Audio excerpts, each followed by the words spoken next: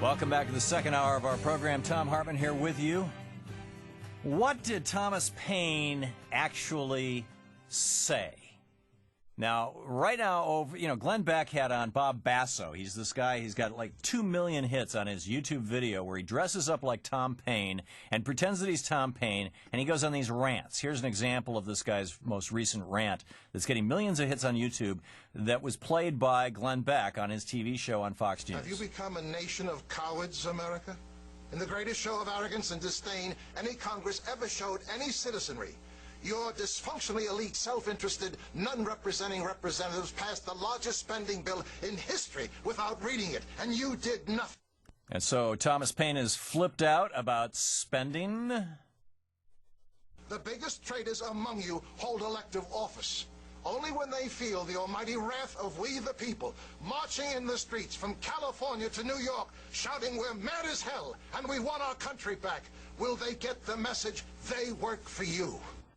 Yes, we want our country back. Yeah, we don't want that Social Security stuff. We don't want those unemployment taxes. We don't. Come on. Here's. We have to find an event. This is Bob Basso, by the way, on the Glen Becks show. To go beyond politics and become Americans again.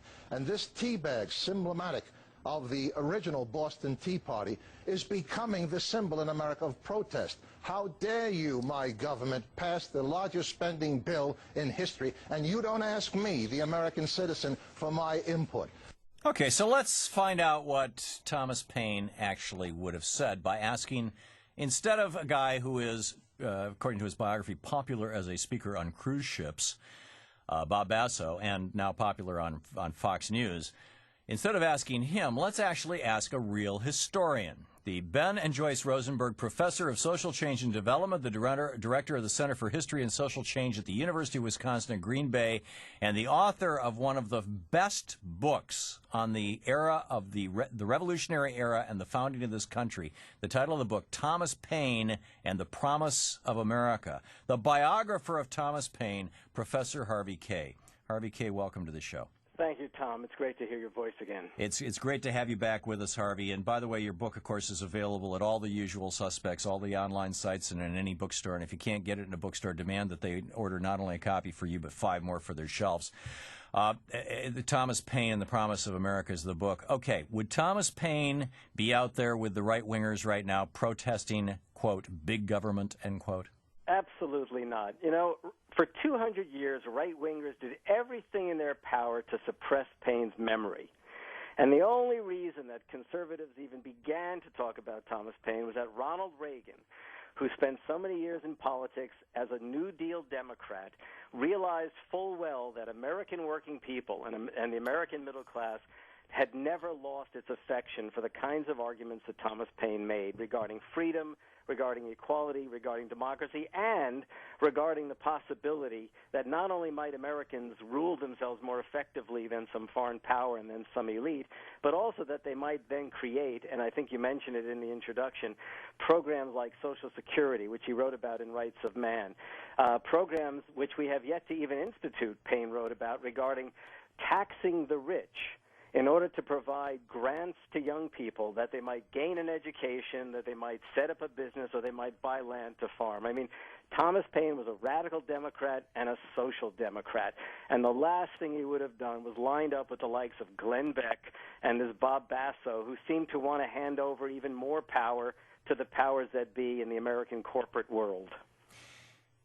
Well said. In fact, Rights of Man was Thomas Paine's rebuttal to what was his name? To Edmund Burke. Sir Edmund Burke, that's right. In Europe. I mean, really what we have here, Reflections on the Revolution in France, what we have here is one more effort on the part of the right. In some ways, you know, this is a very profit-making kind of thing, because these guys have discovered on the right-hand side of the political spectrum that Thomas Paine is far more popular than anyone had ever realized. And they want to harness Paine to their right-wing causes. Right. And you may have heard Glen Becks is going to do a stand-up comedy show in which he rewrites Thomas Paine's great revolutionary document for American independence, Common Sense. Right. And when I see, and he's going to travel all around America doing this, right, lying and smearing Thomas Paine.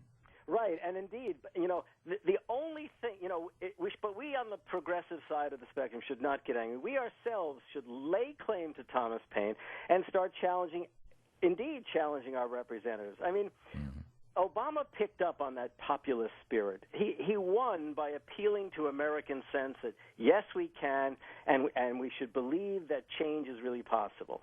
But we on the liberal and progressive end need to also start saying that we need to participate in the transformations ahead, that these should not be limited to the folks in Washington. And you see, that's why the likes of Beck and this Bob Basso are able to garner the kind of support they do, to garner the kind of enthusiasm they do. They're tapping into the same spirit, and they're pointing a finger at the so-called elites in Washington.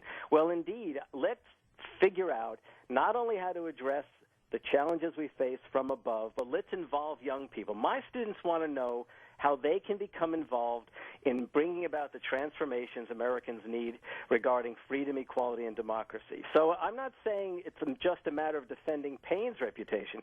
I mean, Paine's reputation will survive no matter what we do. The question is, what do we do to draw on that Paineite spirit that we carry with us? Well, I'm suggesting, for example, that people show up at these Tea Party protests in 2 days that are being organized with millions of dollars from wealthy families and right-wing foundations in order to ostensibly protest taxation without representation. And hold up signs that say things like, tax the rich, or absolutely, I love that one. Tax the rich, or stop Walmart, or tax, break up the big corporations, or break up the big banks. I mean, right. these are things that Thomas Paine actually would have been in favor of. And frankly, I think most Republican populists, the average Joe Sixpack who calls himself a Republican, would be in favor of. And let's get the subversive memes in there that are the opposite of the agenda. Tax rich estates, right? No kidding. Keep in mind that even now they're talking about cutting the estate taxes. I know. Again. I know. I mean, the anger is widespread. The question is, do we make it a democratic anger or this kind of reactionary anger that Beck and Basso want to promote? Which they're trying to, by the way, use as the new patina for the Republican Party. Yeah. Oh, and, yeah. Right. And these guys are trying to. This is like Newt Gingrich with his contract on America.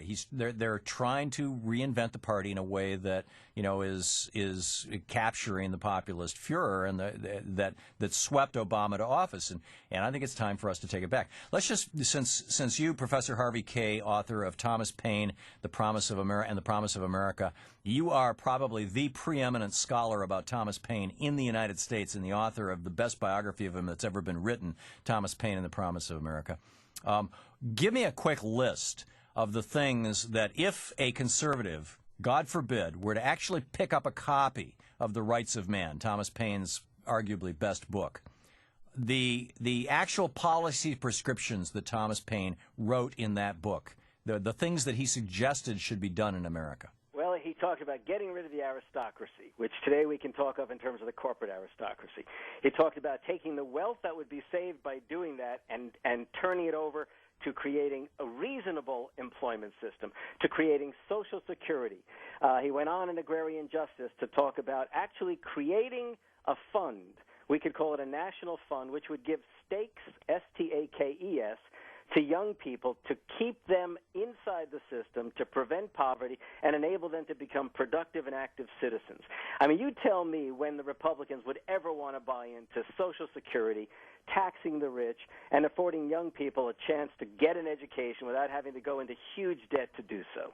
Thomas Paine, in fact, from my read of the Rights of Man and Agrarian Justice, I mean, I've wrote in part about this in my book review over at buzzflash.com of your book, Thomas Paine and the Promise of America.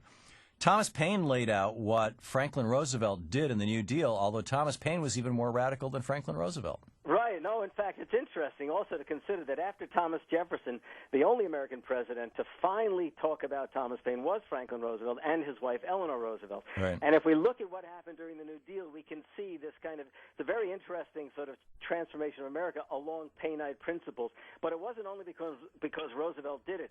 We know that the labor movement and working people were essential in encouraging and pushing Roosevelt to do the kinds of things he promised to do. Yeah, absolutely. We just have a few seconds left, so let me just encourage people to check out your book, Professor Harvey Kaye. He is a professor at the University of Wisconsin, Green Bay, and his book, Thomas Paine and the Promise of America. It's available at bookstores all over the country. Thank you very much. And Amazon and whatnot. Yeah, Harvey Kaye, you're doing great work. Keep it up. You too. Keep it up. Thanks so much for dropping by. Bye-bye.